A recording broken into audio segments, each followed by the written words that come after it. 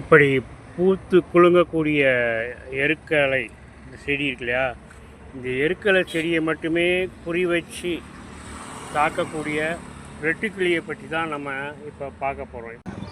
இப்போ நீங்கள் பார்க்குறதும் அதே எருக்கஞ்செடி தான். இப்போ பார்த்திங்கன்னா அந்த எருக்கஞ்செடியை மொத்தமாக வந்து காலி பண்ணிடுச்சுங்க. இலைகளை கொஞ்சம் கொஞ்சமாக அரித்து இப்படியே கொத்தா பாருங்கள். அந்த எருக்கஞ்செடி முழுக்க வந்துட்டு வெட்டுக்கிளிகள் தான் பாருங்கள். செட்டு செட்டாக ஒவ்வொரு கிளையிலையும் வெட்டுக்கிளி. நீங்கள் காப்பான் படம் பார்த்துருப்பீங்க இல்லையா, நடிகர் சூர்யாவோட காப்பான் படம். அதில் வந்து விவசாயத்தை அழிக்கக்கூடிய வெட்டுக்கிளின்னு சொல்லுவாங்களா, அதே போன்ற வெட்டுக்கிளிகள் தான் இதுங்க. ஆனால் வந்துட்டு குறி வைக்கிறது எல்லாமே வந்துட்டு எருக்கஞ்செடிகள் தான். எருக்கஞ்செடிகள் அப்படியே வந்து இலைகளை ஃபுல்லாக தின்னு இதிலே வந்து அப்படியே இனப்பெருக்கம் செய்யுது. அதுக்கப்புறமா இங்கேருந்து அப்படியே பறந்து போகும்.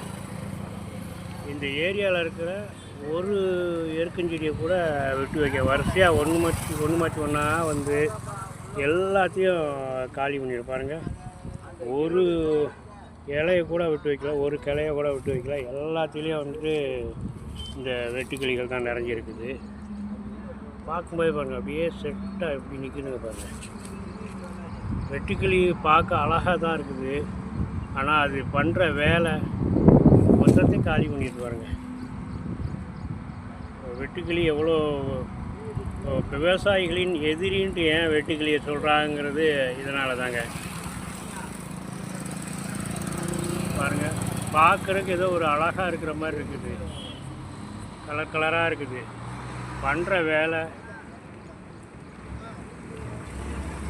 ஒரு கிளையை கூட பாருங்கள், ஒரு கிளையை கூட வந்துட்டு எல்லாத்தையும் அப்படியே காலி பண்ணிட்டுருங்க.